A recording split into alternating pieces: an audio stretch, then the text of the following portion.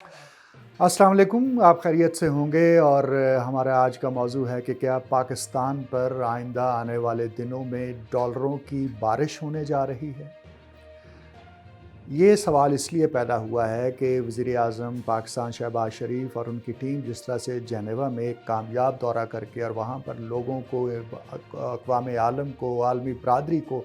Convince करके आई है कि देखिए पाकिस्तान के अंदर जो सैलाब आया है जिसकी असल ज़िम्मेदार वेस्ट, अमेरिका और दीगर तरक्की याफ़्ता अक़वाम है, जहाँ की सनअती तरक्की ने अपना कार्बन फुटप्रिंट इस कदर बढ़ा लिया है कि उसकी वजह से जो एनवायरनमेंट को नुकसान हो रहा है, उससे क्लाइमेट चेंज का प्रोसेस शुरू हुआ और पाकिस्तान उन ममालिक में से एक है जो अव्वलीन विक्टिम बने हैं इस क्लाइमेट चेंज के। चुनांचे ये ज़िम्मेदारी बनती है तमाम अक़वाम आलम की, तमाम एडवांस वर्ल्ड की, तमाम जो ऐसी दुनिया जो कि तरक्की याफ़्ता अपने आप को कहलाती है कि वो इस मरहले पर अपनी ज़िम्मेदारी पूरी करे और जहाँ एक तरफ पाकिस्तान के सैलाब में घिरे हुए लोगों की मदद करे, वहीं पर लॉस एंड डैमेजेस फ़ंड का क़याम भी अमल में लाया जाए। ये वज़ीर-ए-आज़म शहबाज शरीफ साहब कहते आ रहे थे और इसको भी माना गया और लगभग 10 अरब डॉलर्स की कमिटमेंट्स और जो वादे हैं वो इस जेनेवा कॉन्फ्रेंस में हुए हैं। अब इसमें से तकरीबन आप ये देखिए कि 4.5 अरब डॉलर इस्लामी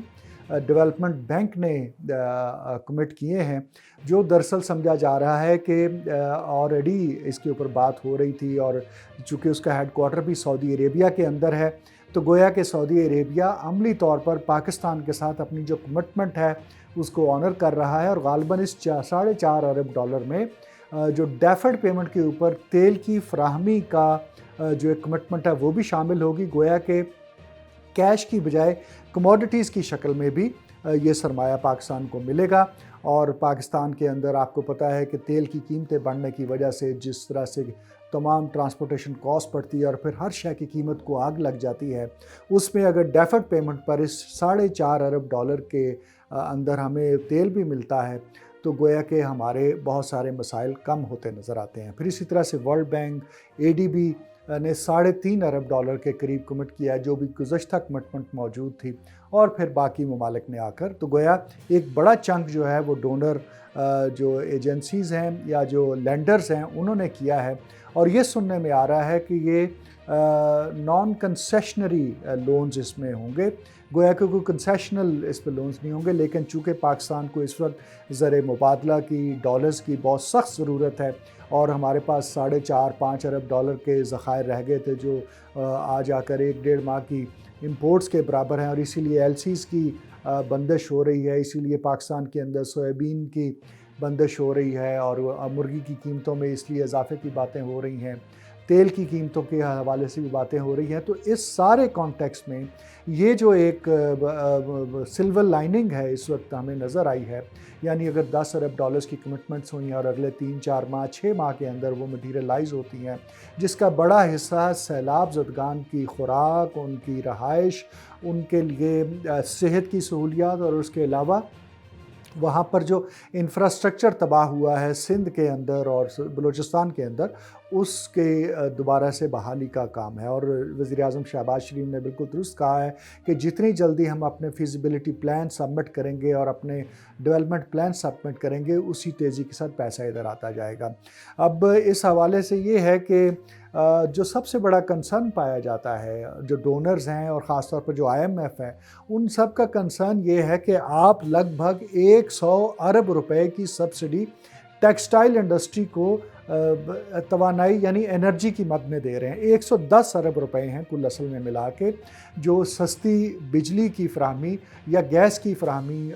टेक्सटाइल इंडस्ट्री को की जा रही है ताकि वो कम्पेटिटिव रहे। लेकिन आईएमएफ समेत तमाम डोनर जो हैं वो इस बात पर एतराज़ कर रहे हैं कि आप ये जो पैसा है बजाय इसके कि टारगेटेड सब्सिडी करें और उन लोगों को दें कि जो कि बिलो द पॉवर्टी लाइन रहते हैं, ख़त गुर्बत से नीचे हैं, जिनके लिए 2 वक्त की खाना पूरा करना मुश्किल है। आप एक ऐसे सेक्टर को दे रहे हैं जो दरअसल आपकी इकॉनमी का सेठ सेक्टर है और जो जिसके अंदर असल सरमाया मौजूद है और आप 100, 150, 110 अरब रुपया उनको दे रहे हैं। फिर इसी तरह से 1.8 अरब या ट्रिलियन रुपीस जो हैं यानी 1.5 खरब से ज़ायद की रकम जो है वो एग्रीकल्चर के लिए हुकूमत ने एग्रीकल्चर पैकेज में एलोकेट कर दी है, जिसके बारे में ये तासुर दिया जा रहा है कि चूँकि कमर्शियल बैंक्स ने उसकी लेंडिंग करनी है, जो कि स्टेट बैंक के भी अंडर उस तरह से नहीं आते हैं, तो वो किसी भी सूरत उसे डोल आउट नहीं करेंगे, उसकी बंदरबांट नहीं करेंगे, बल्कि उसे महंगे कर्जे बनेंगे और सबसे ज़्यादा उससे मुस्तफ़ीद एलीट होगी जो एग्रीकल्चर सेक्टर में बैठी हुई है, जिसमें सियासतदान शामिल हैं, जिसमें बड़े बड़े ज़िम्मेदार शामिल हैं। चुनांचे ये 2 ऐसे फैक्टर्स हैं जिसके ऊपर IMF को भी कंसर्न्स हैं। वो चाहता है कि इसका विड्रॉल हो और ये जो पैसे हैं ये ज़रूरत जहाँ है वहाँ लगाएं, इसको इस किस्म की अय्याशी पर मत लगाएं। ये एक बड़ा चैलेंज है जो कि हुकूमत के लिए इस वक्त मौजूद है। अगर वो टेक्सटाइल इंडस्ट्री से 110 अरब रुपए की सब्सिडी विड्रॉ करती है तो टेक्सटाइल इंडस्ट्री बंद होना शुरू होती है, जिसकी वजह से वहाँ पर बेरोज़गारी बढ़ना शुरू होती है। हमारी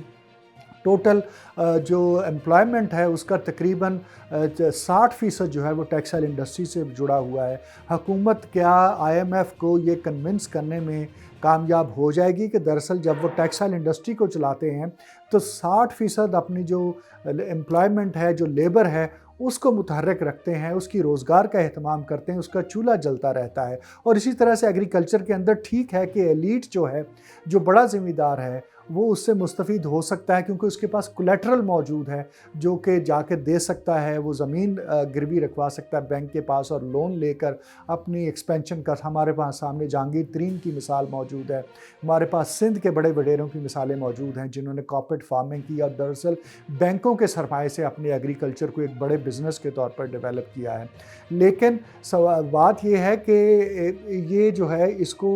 यूरिया की शक्ल में जो सस्ती जाती है, फर्टिलाइज़र जो सस्ता जाता है, उससे आम किसान को तो फ़ायदा होता है। चुनांचे क्या हुकूमत ये कन्विंस कर पाएगी? ये सबसे बड़ा चैलेंज है हुकूमत के लिए। और अगर हुकूमत कन्विंस ना कर पाई और तो IMF मज़ीद अपनी ताख़ीर करता चला गया 9th रिव्यू को और हमें अगला 1.5 अरब डॉलर ना मिला वहाँ से, तो फिर ये जो प्लेजेस हैं और ये जो बारिशों की डॉलरों की